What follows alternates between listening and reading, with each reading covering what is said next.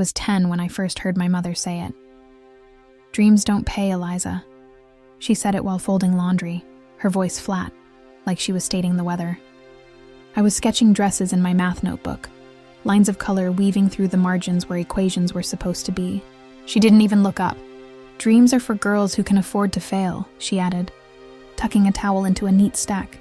And you, my dear, cannot. That sentence stitched itself into me so tightly that for years, I couldn't tell where her warning ended and my fear began. Back then, our little apartment in Columbus always smelled like detergent and compromise. Dad worked double shifts at the warehouse, and Mom ran a home-based stitching service for neighbors who wanted custom but paid cheap. The hum of her sewing machine was the soundtrack of my childhood. Every night I watched her bend over fabric for someone else's dress, her fingers quick and precise, creating beauty she'd never wear. I used to imagine showing her one of my designs, something luminous, something that breathed. But every time I opened my mouth, she'd remind me to focus on practical things, numbers, degrees. The world doesn't care how beautiful your sketches are, Eliza, she'd say. Bills don't admire art. By high school, I learned how to hide my dreams in plain sight. I joined the science club, got top grades, smiled when relatives said I was the responsible daughter. But at night, I'd sit on the floor sketching by flashlight, whispering color into existence. The real turning point came during my senior year. My art teacher, Mrs. Flores, entered one of my designs into a state competition without telling me. When I won third place, she hugged me, crying harder than my own family did. "You have something rare," she told me. "Don't bury it to please people who stopped dreaming long ago." I wanted to believe her. I really did. But that night, when I came home waving the certificate, Mom didn't even glance at it. She just said, "Nice. Now can you start applying for accounting programs?" So I did. For 4 years, I studied business administration like my life depended on it. Maybe it did. Tuition wasn't cheap, and Dad's back gave out the year I started college. I worked at a campus coffee shop, saving tips to buy sketchbooks I pretended not to own. My classmates planned internships. I planned designs no one would see. After graduation, I landed a job at a corporate firm. Gray walls, gray suits, gray lives. Everyone wore ambition like perfume, strong enough to hide exhaustion. I told myself I was grateful. Good salary, health insurance, stability, everything my mother wanted for me. But every time I entered that office, I felt smaller, like I'd traded oxygen for approval. One rainy Thursday, I was asked to design a PowerPoint for a client pitch. Just layout, nothing special. But I spent hours aligning colors, fonts, and visuals until it looked like a magazine spread. When my boss saw it, she blinked. "You have an eye for this stuff," she said. "Ever considered design?" The question hit like lightning. No one had asked me that in years. That night, I sat in my apartment staring at my old sketches, the same ones I'd drawn in secret back home. I pulled out a dusty sewing machine I'd bought secondhand and started stitching. Not for money, not for anyone's approval. Just to remember what it felt like to create something that was mine. By sunrise, there was a half-finished linen top on the table and tears on my cheeks. I called in sick, spent the day sewing, then another, then another. For the first time in years, my heart didn't feel like it was negotiating survival. 2 weeks later, I built a tiny Instagram page, Eliza Makes. I didn't tell Mom. I didn't tell anyone. I just started posting my pieces, clean designs, modern lines, stitched by hand in my one-bedroom apartment. The first post got 8 likes, then 30, then 100. Within 3 months, a small eco-boutique from Chicago messaged me. "Would you be open to a collaboration?" I read it 6 times before replying, hands shaking. The first order, 12 handmade tops. Payment upfront, enough to cover a month's rent. I nearly cried on the kitchen floor. When I told Mom, she didn't share my joy. She frowned over the phone. "So you're quitting your real job to chase some hobby?" "It's not a hobby, Mom, it's a start." "Start of what? Starving?" Her words hit like tiny blades, sharp, familiar, and impossible to dodge. I hung up that night with a stomach full of guilt, and a heart full of quiet defiance. I worked after office hours, stitching until my fingers ached, packaging pieces at 2 a.m., shipping them at dawn. Orders grew, so did my exhaustion. But for the first time, every drop of sweat felt like it belonged to me. 6 months later, the boutique renewed the contract. I quit the corporate job the next day. The call with Mom didn't go well. "Eliza, you can't be serious," she said. "Do you know how many people would kill for a stable salary?" "Yes," I said softly. "I was one of them, until I realized stability isn't the same as purpose." She went quiet, then sighed. "Dreams don't pay, sweetheart." "You'll see," I smiled through tears. "Maybe not yet, Mom. But I'm betting on myself now." She hung up without replying. That night, I stood by my window, looking at the city lights blinking like possibilities. I felt the same mix of fear and thrill I did when I first touched a blank fabric. Unsure, but alive. 3 months later, I received my first international order. Then a feature in a small digital magazine. Then a bulk order for a summer collection. I worked 18-hour days, surviving on caffeine and adrenaline. But when the payment hit my account, I just stared at the screen in disbelief. The numbers more than I'd ever earned in corporate life. I wanted to call Mom immediately, to tell her, to prove her wrong, but something stopped me. Maybe I wanted her belief, not her apology. Maybe I knew she wouldn't understand yet. Instead, I wrote her a letter. I told her I was doing well, that my business was growing, and that I finally felt at peace. I ended it with a line that surprised even me. "I learned this from you, how to work hard with your hands. I'm just finally doing it for myself." Weeks passed with no response. Then, one evening, as I was preparing a new shipment, my phone rang. "Dad's number, Eliza," he said, voice rough. "Your mom's been bragging about you to the neighbors. Says her daughter's designs are in some magazine." I froze, laughter and tears tangling in my throat. "She said that?" He chuckled. "Don't let her fool you. She's proud, just doesn't know how to say it." When I hung up, I realized something. Sometimes proving people wrong isn't about their apology. It's about finally living the truth they were too scared to chase. That was the first night I didn't cry while working. I stitched under the soft hum of the machine, the rhythm matching my heartbeat.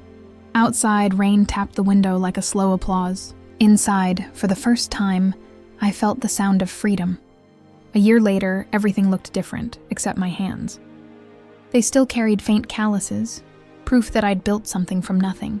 My brand, Eliza Makes, had grown beyond my imagination.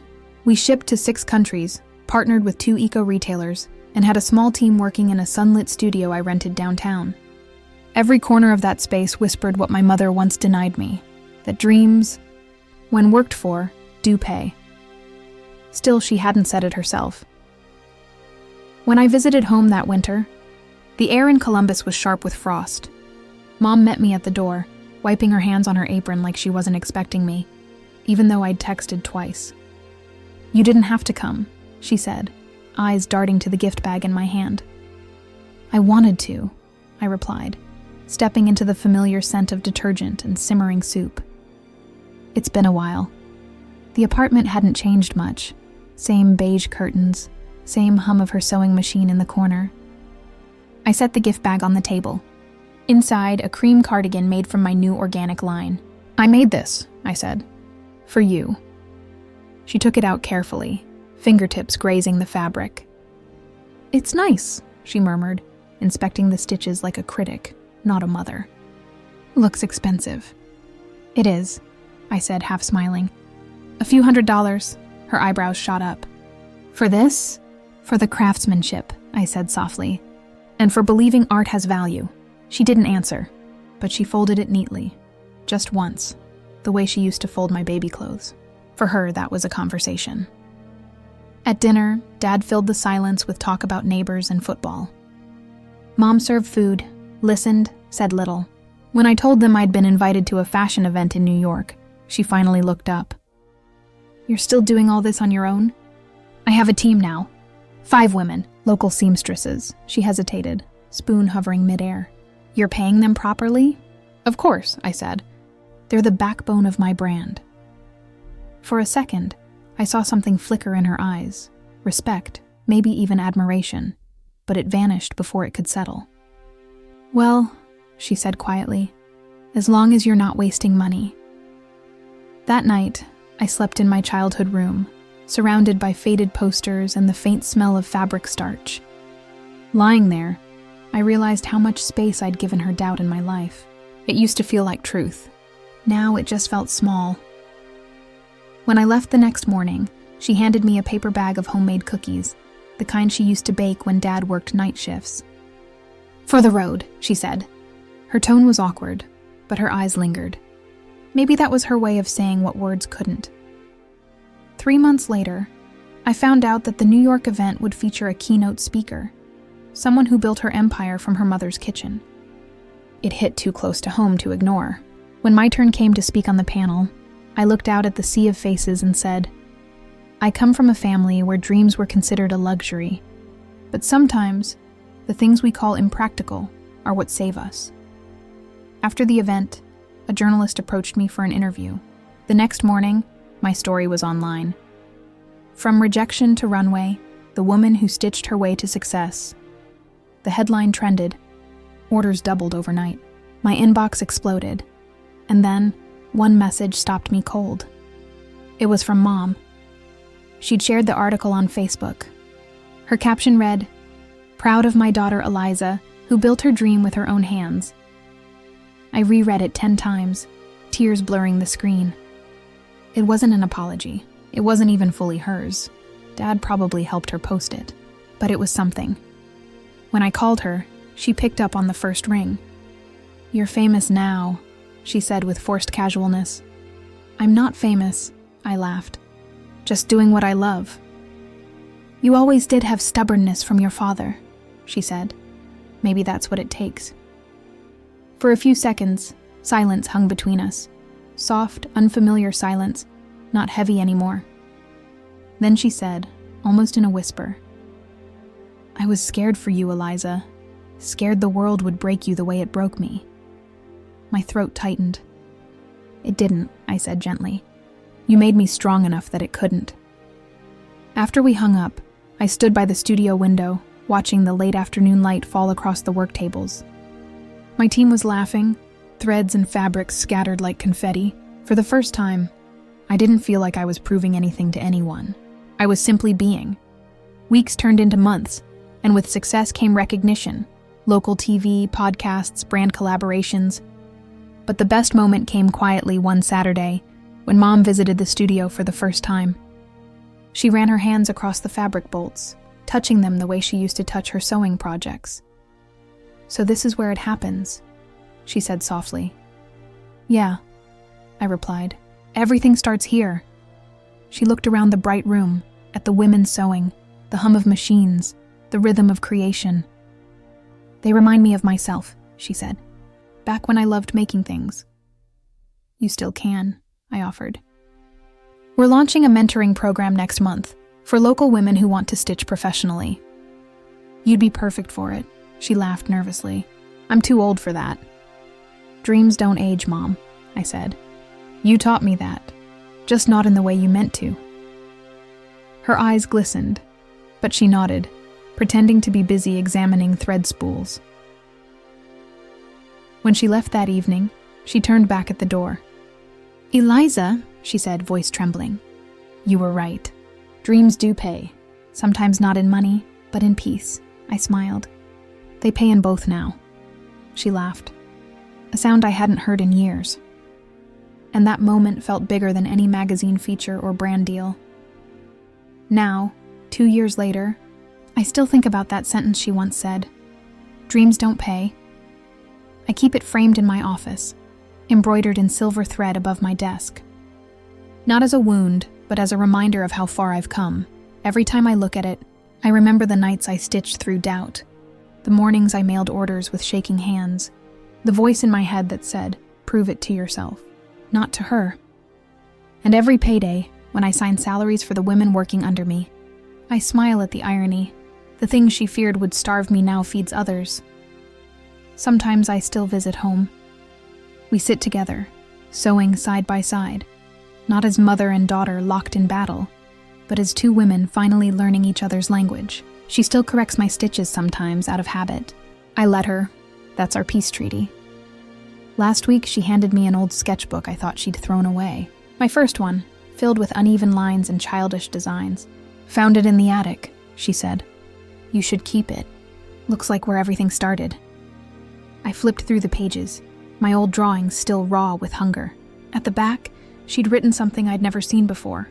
Faint pencil marks under my last sketch. "Maybe one day your dreams will teach me something too." I looked up, and she just smiled. No explanation, no apology, just quiet understanding. That night, back at my apartment, I placed the sketchbook beside the framed quote. Two opposing sentences from the same woman. Dreams don't pay, and your dreams taught me something. One was fear. The other was growth, and between them stood me. Proof that sometimes love hides behind the harshest words, waiting for you to grow brave enough to rewrite them. Because maybe dreams don't pay at first. But when they finally do, they pay in more than money. They pay in becoming the person you were always meant to be.